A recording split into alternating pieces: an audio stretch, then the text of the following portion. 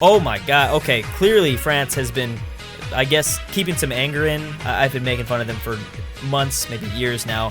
They're clearly overcompensating for something. So let's imagine if humanity had advanced 20 years into the future, before the events of World War II.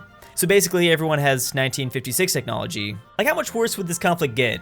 And I'm not even talking about the nukes. Okay, the nukes will play a big role, but just everything in general can kill way more people now. And again, it's not just Germany, and it's not just the major powers. Every single nation has all this discovered: support equipment, armor, artillery. I don't even know how land doctrine's gonna work since they have just all this shit. And of course, they have all these new planes to use. That'll be fun. And just a ton of ships, nuclear submarines, carriers, battleships from the 1950s. Should be a lot of oil and rubber to go around, as well as just constructing things in general is gonna be way easier. Of course, within the first year, all the major powers are beginning to build nuclear reactors. British Raj happens to be the only non-major to do so. Why am I not surprised? And Jose Diaz making quick work of Franco. It's not even 1937 yet, but they've already unified Spain. We already got two new factions with a monarchist Sweden up here. They have formed the Northern Lights, and of course, Benelux popped up. Yep, that's normal. Germany, by the way, just to let you guys know, is building things like battlecruiser 2s, heavy fighters, 1955 jet fighters. Okay, they really like modern light tanks, making lots of those. And the first nations to build the nuclear ICBM is France and the UK. I guess they just skipped everything in between that. I just want to let everyone know that I have no idea what's going to happen in this video. We've given research all to, certain countries, never everyone. Oh, nice! Mao was just hit with the world's first nuke, and funny enough, it was done by Japan. Something that tells me he has a sudden desire to start creating animation, some sort of Asian animation. Yeah, so obviously the war in the East has kind of begun. It's not really like at its full potential yet, but it's getting there. Yeah, I have no idea what's going on with Hirohito right now.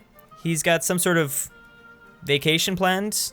Maybe it's a cruise. Yeah, definitely a cruise. Either way, he's trying to sightsee in the Soviet Union, I guess. I know it's kind of hard to tell, but Peru and Bolivia just declared war on each other.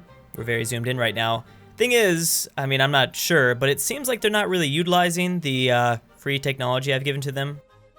Seems like they're just running at each other with guns still. Damn, alright, that's something I completely forgot to mention. Places like Brazil, and I'm assuming British Raj, now have a ton of space to build. They're gonna be making a lot of factories. Oh man, definitely the Raj. This is pretty insane. They just need time to build up though, and I don't know how much time they're gonna get. Take this with a grain of salt, but it seems like the 1956 nukes are a lot more damaging than the base game nukes. We'll see about that. What the hell? Alright, that was a very quick war. I did not expect that to end anytime soon. Okay, is Peru significantly weaker or something? Yeah, that kind of just came out of nowhere. Although, I gotta admit, I wasn't really paying attention much. Another nuke just dropped on northern China, but damn, he's gonna need more help than that, because he's losing this war. Yeah, something really horrible must have happened, because there's now no one here in Manchuria. It's just open land. That's not good. The US at the moment is the only major power that hasn't built a nuclear reactor, and I can see why. They are just spamming out factories. Whoa, Bulgaria. Alright, you guys are getting a little too ballsy here. I don't see this going that well for you. Yep, that's what it seems like. They're gonna, I think, immediately lose their capital. No, we'll see. They're gonna lose it. And by 1938, the Eastern War is already over. The Japanese just got destroyed over here, and now, of course, they're at war with Korea. Okay, is it just me, or does France have a lot more divisions than normal? 263? They're also leading the nuclear arms race, by the way. They've got at least 2 more nukes ahead of everyone else. And now it seems we've got a democratic uprising in the Soviet Union. There's actually a lot of democracies that are just kind of popping up. Oh, I'm sorry, I'm dumb. They're not aligned. It doesn't matter, they're gonna lose that easily. I was referring to Japan. They actually turned democratic. This is also pretty interesting. Mao declared war on this warlord over here. Obviously, he got his ass kicked, but he's still doing fine. And they're still at war, but he's safely over in former Japanese puppet lands. Mexico, who just went fascist and joined the Axis, is also about to be the first nuclear power in North America. Because, as I said, the US feel like they have much better things to do.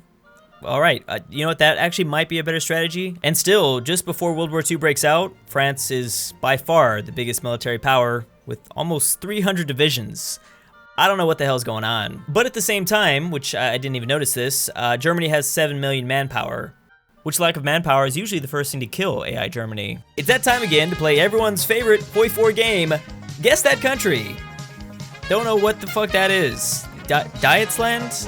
That's what it looks like. I know that's not how you pronounce it, but it looks like Diet's land. Given that they're on a diet, they don't like food, so did Mao just go fascist? Okay, yeah, I would have never guessed Belgium. That was probably like the last country in my mind. Damn it, it's not Leon either. I don't know who this guy is. I was hoping we'd get De Grelle.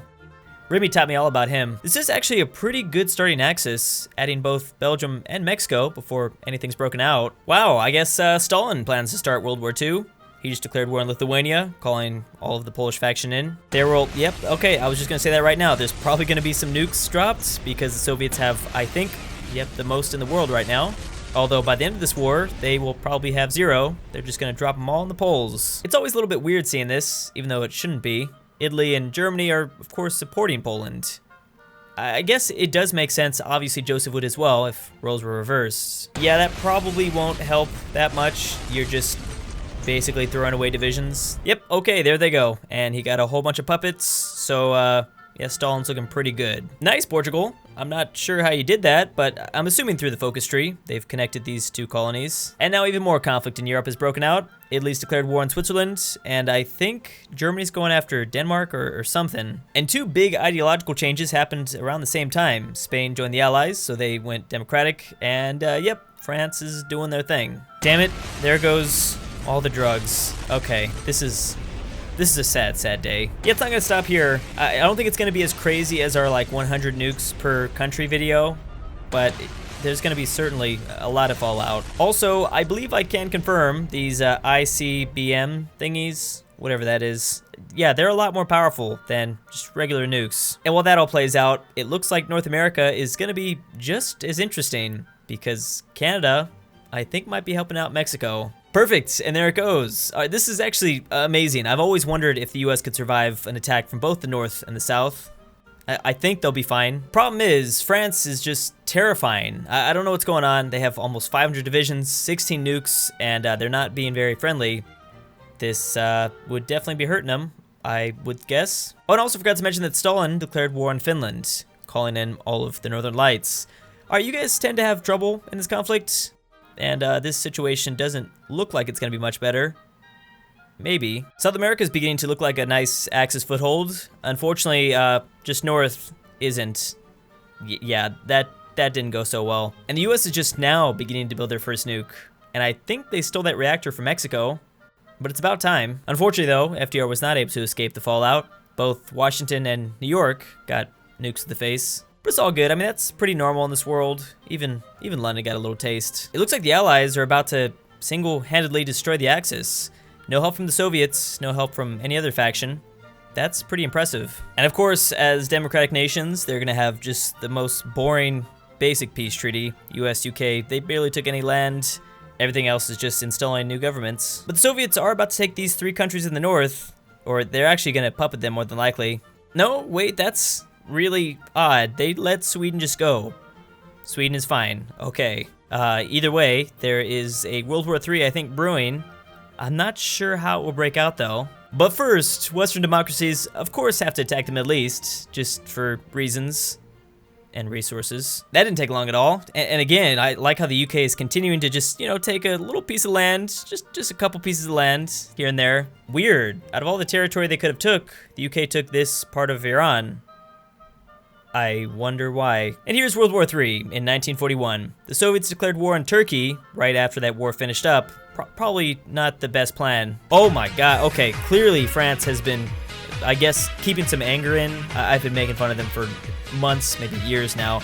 They're clearly overcompensating for something. They gotta be causing their own troops casualties from just people getting stepped on. Yeah, Germany is just getting ripped apart right now. And the strange thing is, it's not even the Soviets that are the most terrifying. I should have checked on this way sooner, but yeah, just to confirm, I think all the new technology is causing more casualties. This war has barely been on for a month, like literally 1 month, and we already have over 1 million deaths on both sides. Even with all these allied troops that were already here to help them take over the Middle East, they still can't stop the Soviets. Yeah, Stalin is just ripping through this territory. This is the first time I've ever seen this. Usually there's still at least a piece of screen here at the top that I could see through.